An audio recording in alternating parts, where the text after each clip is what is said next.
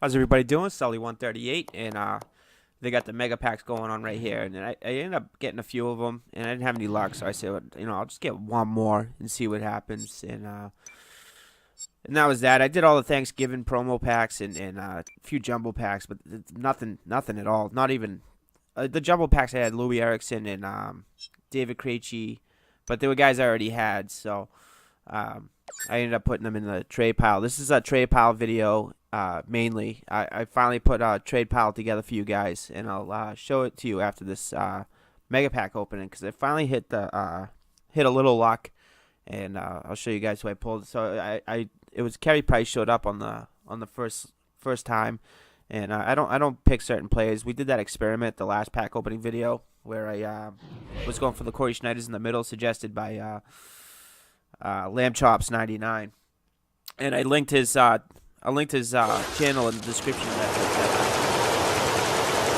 see a November card in there, but I didn't see it at first when I first opened it. So I went to cycle through, and I see the 90-something. I'm like, holy shit. I was hoping it was Zetterberg, but it was Ryan Suter, so I was pretty stoked. I had Mark Stahl as a left defenseman boosted up to a 95 or something like that.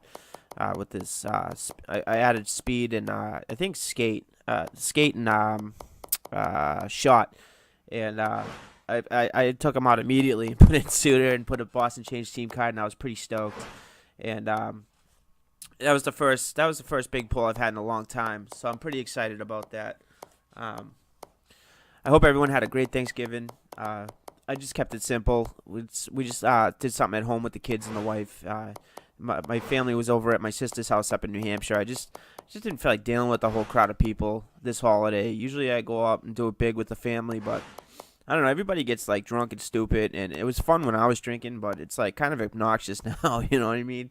And I don't know. It is what it is. But we had a nice dinner, like huge dinner just for the four of us, and but my kids can eat. I'm telling you. They had a great time. We watched, the Macy's Day Thanksgiving Day parade. Shit I never watched when I was a kid. And when you have kids, things change. You know what I mean? And what else? Oh, me and the wife lined up for the Xbox One this morning at Toys R Us. I said I wasn't gonna get one, but I wanted to experience next gen gaming until I hit the PS4 when it's re-released to the public, when it's not sold out. You know what I mean? And They only had 12 in stock, and we were number 13, so we walked away without an Xbox One. So I was pretty bummed out this morning. That's why I opened up some mega packs just to cheer me up a little bit. So let's go take a look at the trade pile. This is like my real first attempt at a trade pile. I did one before, but I had no success. That's when I had about 30 subscribers. Now we're over 100, and a few of you guys have been requesting it. So here I am to bring you one. So I'm just gonna pause this video real quick and bring you the trade video. Actually, before we get to the trade day, I might as well give you guys a team update, and then we can just focus on the trade day.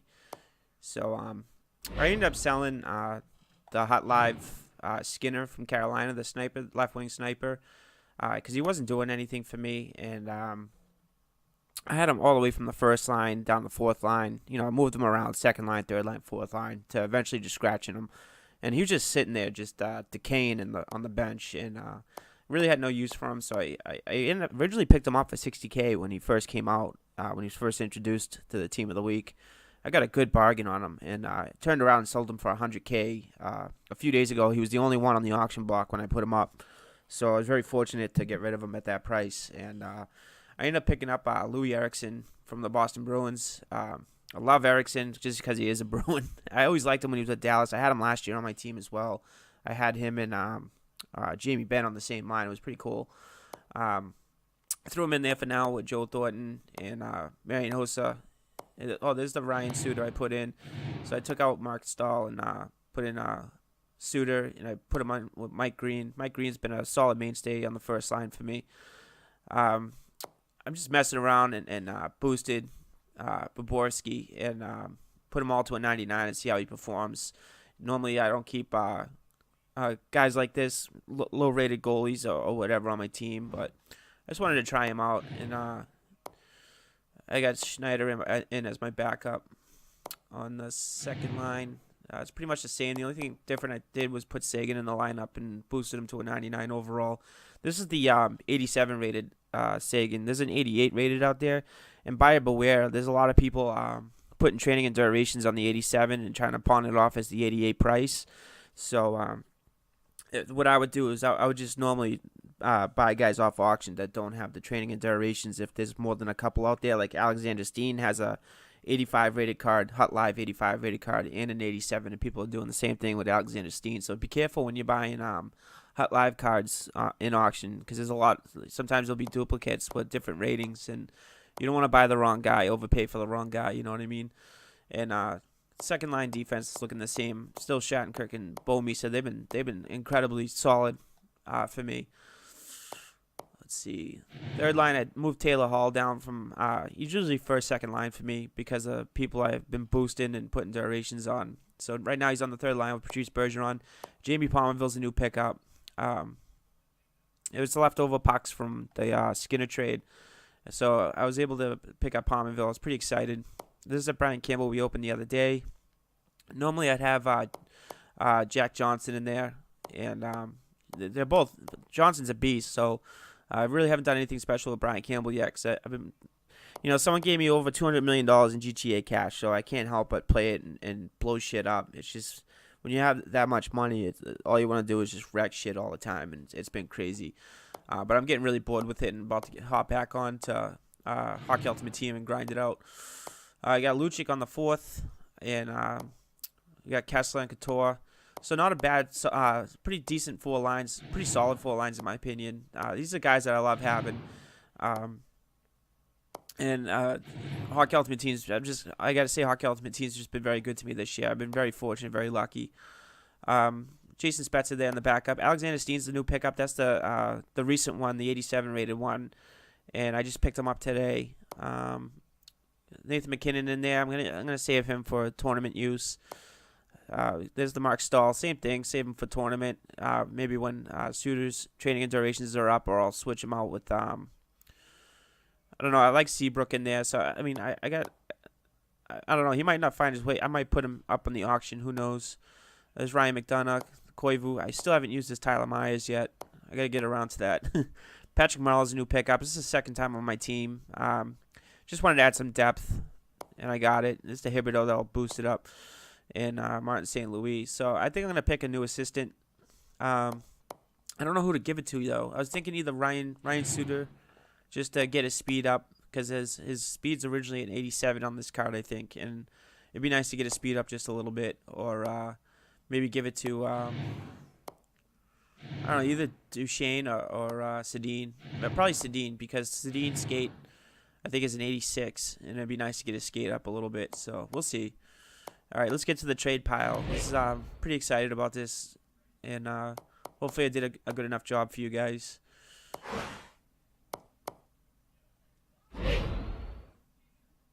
So we got 2 days and 15 hours left. I wish I could have made this earlier, but the kids are running around playing, and I really don't want to annoy you guys with that. So first on the list, we got Evander Kane. And I just want to note, with the exception of like 3 guys maybe, I'd like to see all these guys back in my lineup. So I'm not going to take anything less value for any of these players.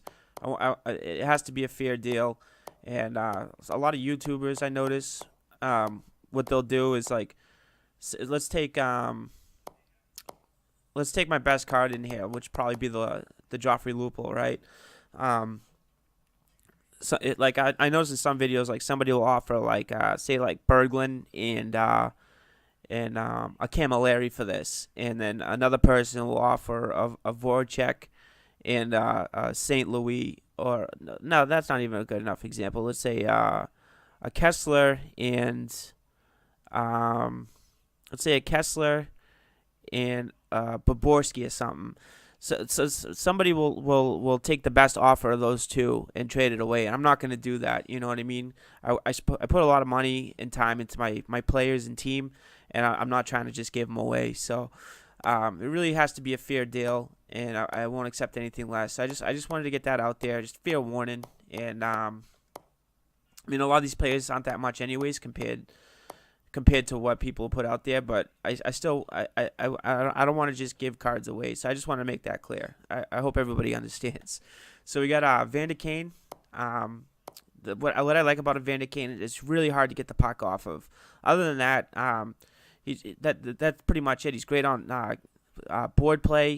Just holding the puck and when you're holding the X button down, skating around the ice, and he's just been a beast for me.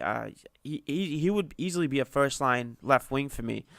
If any of my players went down or anything like that, and I have no problem putting him in the lineup and putting him on the first line just because of the fact that he's so hard to get the puck off of. Pretty decent player. Next on the list is Mike Camilleri. I pulled him in a pack recently, and I usually put him on right wing. I change his position to a right wing because I prefer to have centers with a good face-off rating, or a great face-off rating. And Camilleri's just not that good with face-offs, no matter how good you are with face-offs. And so he's awesome sniper when he's playing the wing position. I got Halak. I think he's an 85 rated goalie. Pretty sure he's 85 rated, but I got him boosted for 9 days to a 95 overall. Somebody I would use in a tournament or playoff time with training and durations. Other than that, I have no use for him. Next is right defenseman Dan Boyle, one of my favorite defensemen in the game for the last 2 years. Just a solid offensive defenseman. He's even with the 86 defense, people still have a hard time scoring against me when I have him in the lineup, and he's amazing on the power play. Next is Vinny LeCavalier. I can speak a lot for his Hot Live card. His Hot Live card to me is amazing, especially with my lineup. He was a solid mainstay on the fourth line for me. Could easily move him up to the third line and still be satisfied with him, but I don't know much about his gold card, so I'm not gonna try to sell him off, but he's available for trade. Next is Palmerville. The only reason I have Palmerville up there is because I got his Hot Live card. And Palmerville, you see a lot of people on YouTube using Palmerville. He's a beast in this game for the price that you get for him. He's not as much as a lot of right wingers out there that are elite players. He's fairly cheap, but still a solid player to have. David Krejci is probably one of the most underrated players in this game. He's great at the face-off. He's great on the offense. He can play defense. He's somebody I would put on the third, fourth line and use for the penalty kill situations. Unbelievable hands, and I don't see too many people using him. And when they do, I always see them changing his position, and they'll have a low-rated sentiment in there. Not low-rated necessarily, but a bad sentiment with face-off wise. And Krejci's a beast all around, so he's up, and he's cheap too on the auction block. Another one that's cheap is Dustin Brown from the Kings, power forward. Again, I had never used him in this game. I know a lot about him last year, but so it's not some guy I can really tell you about, but he's available. Hot Live, James Van Riemsdyk. He's one of the cheaper cards in Hot Live. He goes around anywhere from 20 to 30K or 15 to 30K, all depending who the seller is, really. One of my favorite power forwards I've had on my team, next to Pacioretty and Lucic. Van Riemsdyk is another guy who's hard to get the puck off of, and he's been a beast for me. He averages a point a game and always seems to find himself in the right place in the right time, especially in front of the net, tucking in the rebounds. Or the one time he's got a wicked slapper, and just a solid power forward all around. Next is Hedman. Hedman's a quality left defenseman, two-way defenseman. I noticed a lot of top guys use him on the leaderboards. Just isn't my type of defenseman, but he's 89 check. It kind of reminds me of Bufflin when he's checking people, and I don't know. He's just got a big body, so it helps to have that big body in front of the net. But other than that, I really haven't found that's the only reason why I like using Hedman, is just to lay the big hits. He plays solid defense, don't get me wrong, and he's got a wicked slap shot too. Next is the Movember Mike Molson. This is a hard card for me to give up because I said Mike Molson again. Matt Molson. It's a hard card for me to give up because I saw him a lot when he first came out. I really like that 89 shot, 89 hands. He's awesome on the one-timer. He's good at the top shelf goals. And he's got a phenomenal wrist shot and a nice snapper too. So it's a guy I like to see back in my collection. He doesn't go as much as, say, like, Burns or Couture or anybody else like that. Not even close. I think Molson probably goes around 20K, 25K. I really haven't looked at the market, but believe me, I will before I before I accept any trades. But he's a guy that's gonna be hard for me to give up. Eberle I haven't even used yet. 89 shot, 90 hands, 86 defense. Those are good numbers for a sniper. Just not too crazy about the 86 skate, but again, I haven't even tried him out. But I'd like to, so who knows? He might end up back in the collection if we don't get a good deal on him. Next is Fleury. Just gave him 2+5 vols and put a 15-day duration on him, so he's got 16 days altogether. He's an 85 rated goalie overall, and I got him up to a 95. Solid 80, probably the most solid 85 rated goaltender in the game. He plays like an 86, 87 goaltender in my opinion. He's somebody that I would use in tournament play and playoffs because of his training and durations, but without it, he's somebody I would put in a game just to give my my top goaltenders a rest. Voracek, this is another guy hard for me to give up. This guy's a goal a game. He's a clutch player in this game, and he's probably the cheapest as far as having a guy who you think you can guarantee a goal a game with, and he's got the 88 shot, 88 hands, 87 skate. He just always seems to get the clutch goals when I need him. He's a beast. My most prized card in this trade pile is Joffrey Lupul. I think he goes for around 65 to 70K, depending on who the seller is, I guess. 88 skate, 89 shot, 90 hands. It took me a while to get used to right-handed players, and I guess to be good in this game, you should be able to shoot with both players as natural as you can, say, from your natural shot. But Lupul is the reason why I got better with right-handed shots, because this guy is a beast. The Hot Live edition, he's got an amazing shot. The thing, he shoots bullets, I swear to God. And his overall numbers for a sniper is amazing, because I can put him anywhere, and I can use him on penalty kill if I needed to with his 86 defense and speed. I can use him on the power play. He can play any of my lines, and I'd be satisfied. I can pair him up with anybody. So this is probably my best card in the trade pile. And that's it. So we'll go over it again real quick. We got Joffrey Lupul, Hot Live. We got Voracek. We got Fleury. We got the Hot Live Eberle. Movember, Matt Molson. We got Vincent Hedman from the Tampa Bay Lightning. We got Hot Live Van Riemsdyk. We got Dustin Brown. David Krejci, Pominville, LeCavalier, Boyle, Halak, Camilleri, and Evander Kane. So these guys are all available for they got 2 days, 14 hours left on them. So realistically, it's 2 days, 10 hours posted from the upload time of this video. I'm gonna end it 4 hours early just so I can get the video ready and prepared for you guys and have it out in a couple days for you.